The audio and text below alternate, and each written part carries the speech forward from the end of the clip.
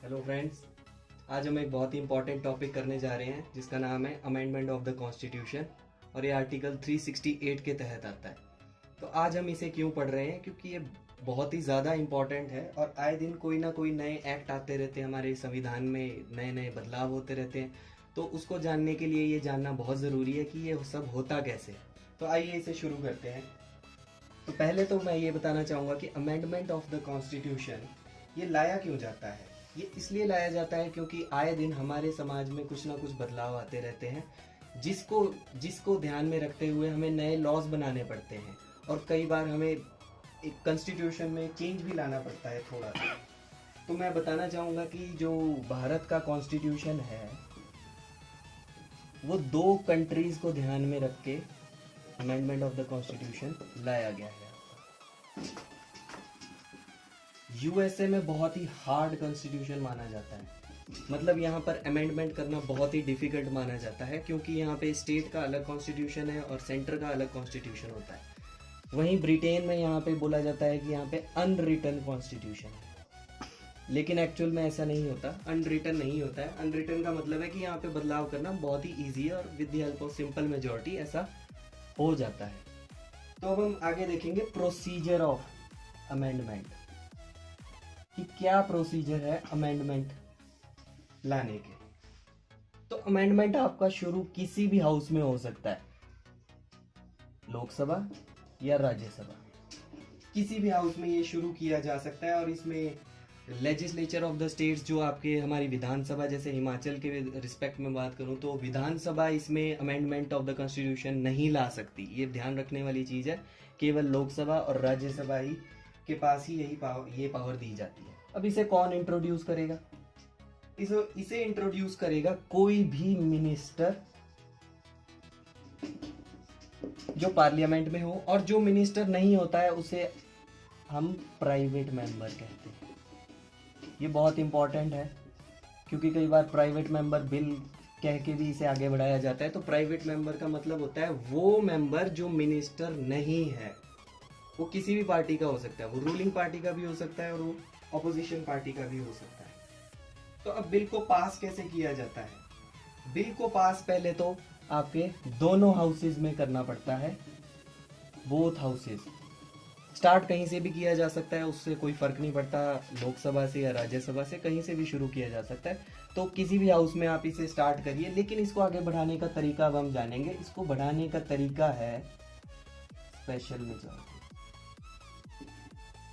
अब ये special majority मैं आपको थोड़ी देर बाद समझाऊंगा कि स्पेशल मेजॉरिटी होती क्या है, जब हम टाइप्स ऑफ मेजॉरिटी देखेंगे।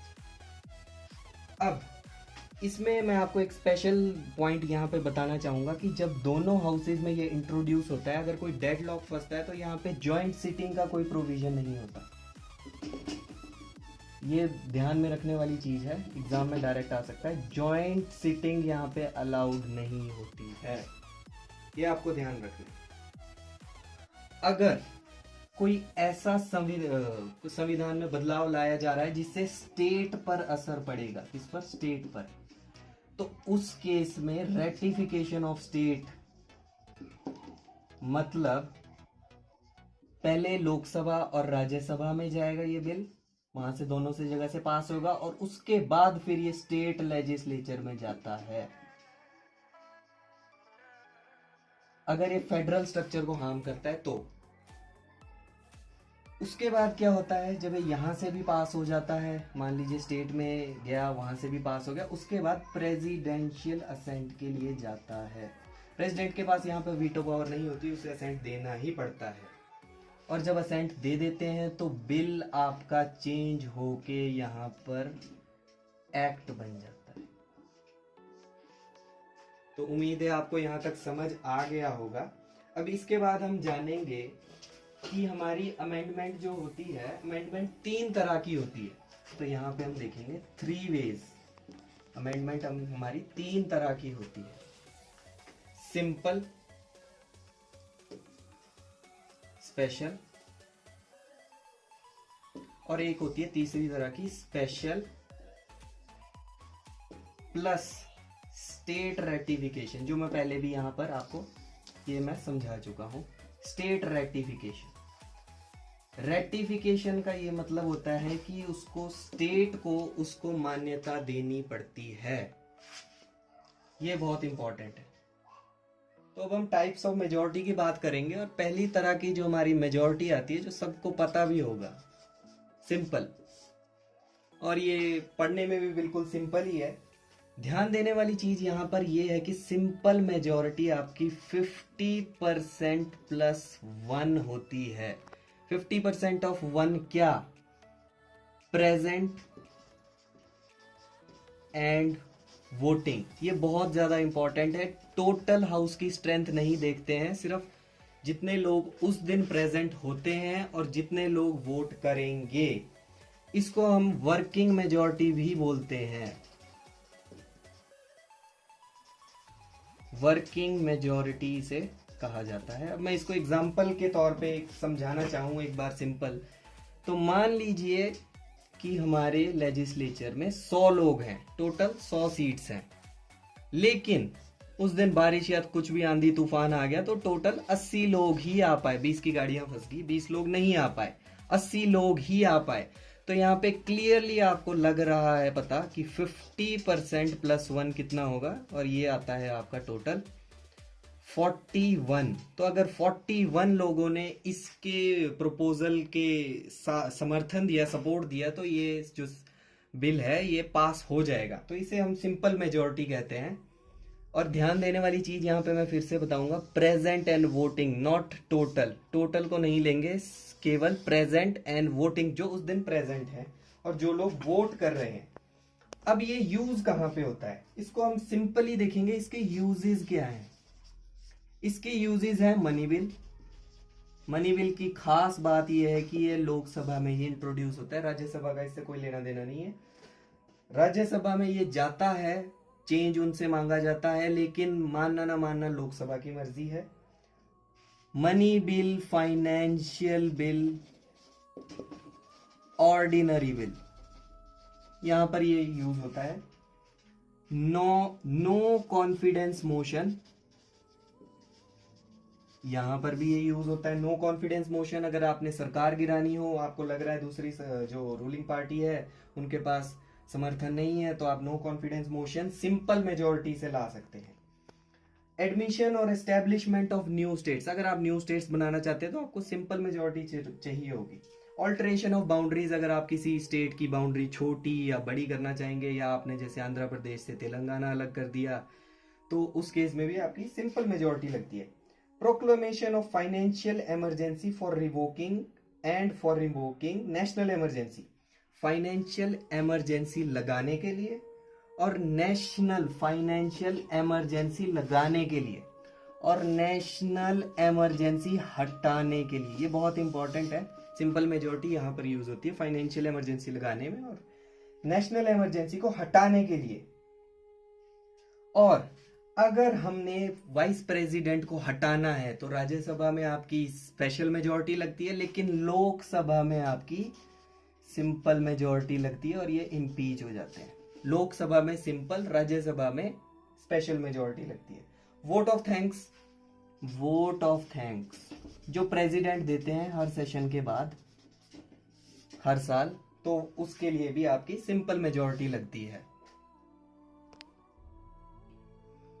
अब नेक्स्ट टाइप की हमारी जो मेजॉरिटी आती है सेकंड तरह की, उसको हम बोलते हैं एब्सोल्यूट मेजॉरिटी। अब हमें शब्द से ही पता लग रहा है एब्सोल्यूट मतलब जितने भी मेंबर्स हैं टोटल, चाहे वो उस दिन आए चाहे वो उस दिन ना आए, लेकिन उनकी प्रेजेंस मानी जाती है और उनको ध्यान में रखते हुए ही बिल पास किया जाता है। फॉर एग्जाम्पल, मैं एग्जाम्पल से समझाऊं, अगर किसी हाउस में 100 लोग हैं और बारिश हो जाती है और वहां पे मान लीजिए आपके 80 लोग ही आ पाते हैं, तो सिंपल में तो सिंपल था कि प्रेजेंट एंड वोटिंग लेंगे, लेकिन इसमें इसको कंसीडर किया जाता है। ये बहुत ही मेजर पॉइंट है यहाँ पे और डिफरेंस है सिंपल मेजॉरिटी और एब्सोल्यूट मेजॉरिटी के बीच। अब 100 लोगों का 50% प्लस 1 सिंपल सा है 51। फर्क देखिए आप, यहां पे आपका 41 आया था, ये सिंपल मेजॉरिटी थी, ये एब्सोल्यूट मेजॉरिटी। एब्सोल्यूट शब्द से याद रखिए टोटल सीट्स, जितने भी लोग वहां पर प्रेजेंट है वो। तो अब हम नेक्स्ट तरह की मेजॉरिटी पे मूव ऑन करेंगे, जिसे हम कहते हैं इफेक्टिव मेजॉरिटी।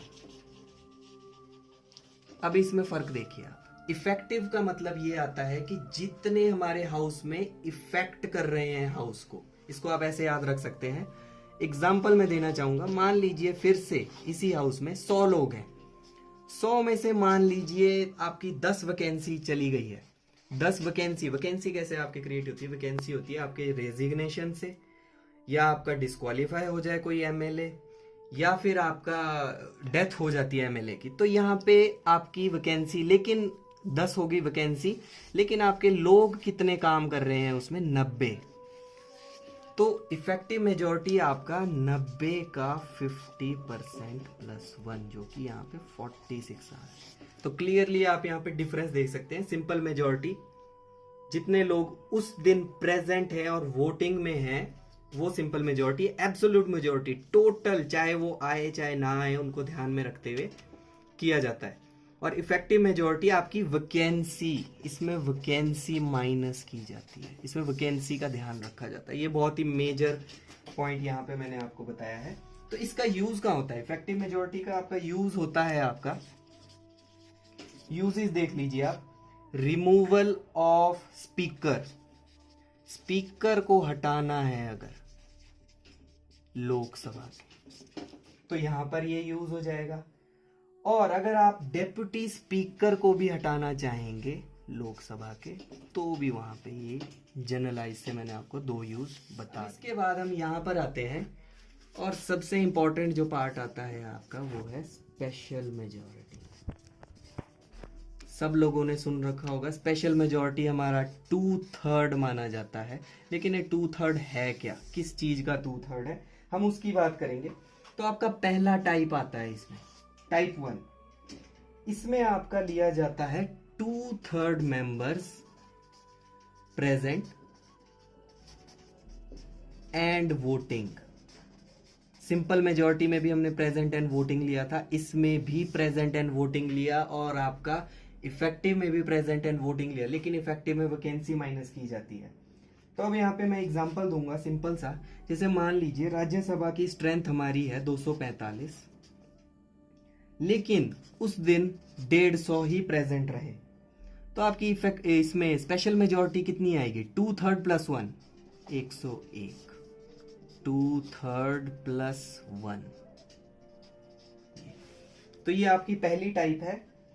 और ये जो आपकी पहली टाइप है, ये आर्टिकल 249 में यूज होती है। अब आर्टिकल 249 क्या है, इसको शॉर्ट में मैं बताऊंगा।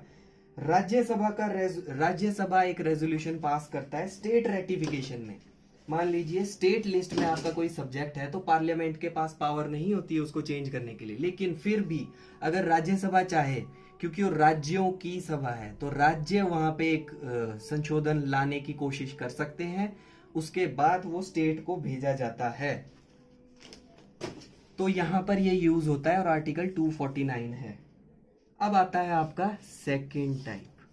सेकंड टाइप आपका आता है आर्टिकल 368, जो सबसे इंपॉर्टेंट है, और आज का टॉपिक भी यही है, अमेंडमेंट ऑफ द कॉन्स्टिट्यूशन। तो 368 आता है। इसमें आपका 2/3 of the members present and voting, present and voting, और इसको सपोर्ट किया जाता है। अब देखिए यहाँ पे प्रेजेंट एंड वोटिंग है, ये मतलब ये लोग प्रेजेंट भी और वोट भी करेंगे, लेकिन इसको लाने से पहले 50% जो टोटल स्ट्रेंथ होती है उसका समर्थन होना चाहिए। ये बात क्लियर होनी चाहिए यहाँ पे कि आपको 50% टोटल स्ट्रेंथ, जो 50% है उसका, वो लोग सपोर्ट करें, और फिर उसको आगे बढ़ाया जाता है। तो इसका एक छोटा सा एग्जांपल हम लेते हैं कि आपका इंट्रोडक्शन ऑफ बिल के लिए, जैसे राज्यसभा में मान लीजिए 245 सीटें हैं, तो 50% कितना होगा? 123। मतलब 123 लोगों के आप हस्ताक्षर लेके आप चेयरमैन साहब के पास चले जाएंगे, और चेयरमैन साहब बोलेंगे कि हाँ इसे आगे बढ़ाइए। 50% लोगों का यहाँ पे समर्थन मिल गया, फिर वो आगे पूरे हाउस में इंट्रोड्यूस किया जाता है, और पूरे हाउस में इंट्रोड्यूस जब उसे किया जाएगा, तो 2/3 उसको वोट मिलने चाहिए। यहाँ पे वोट कैसे होते हैं, आयज एंड नोएज होते हैं। आप लोगों ने जिन्होंने राज्यसभा देखा है तो उन्हें ये पता होगा, हाँ या ना, यस और नो, आयज और नोज वहां पे दिए जाते हैं। तो यहाँ पे सिंपल है, 50% आपका टोटल स्ट्रेंथ का सपोर्ट प्लस पास करने के लिए 2/3 प्रेजेंट एंड वोटिंग। अब हम type 3 of the constitutional amendment पे आ चुके हैं। स्पेशल जो हमारी मेजोरिटी है उसका टाइप 3 है ये। तो आर्टिकल 368 प्लस स्टेट रेटिफिकेशन, मैंने अभी भी पहले 2 मिनट पहले यही बताया था कि जब भी कोई अमेंडमेंट लानी होती है संविधान में और जिसमें स्टेट की इन्वॉल्वमेंट हो, तो उस केस में आपकी एब्सोल्यूट मेजॉरिटी चाहिए होती है प्लस, अब इसको एग्जांपल के थ्रू हम समझेंगे। फॉर एग्जांपल मान लीजिए आप GST, goods and sales tax, GST में आपका सेंटर का शेयर भी होता है और स्टेट का शेयर भी होता है, तो इसमें दोनों हैं। लेकिन सेंटर का पूरा कंट्रोल नहीं होता कि आपको ये इसका जो है चेंज कर पाए, इसके लिए कोई संशोधन ला पाए, इसलिए उनको स्टेट की मदद भी पड़ती है। तो इसका एक एग्जांपल लेते हैं। फॉर एग्जांपल राज्यसभा में 245 सीटें हैं, तो पहले तो एब्सोल्यूट मेजॉरिटी का सपोर्ट चाहिए।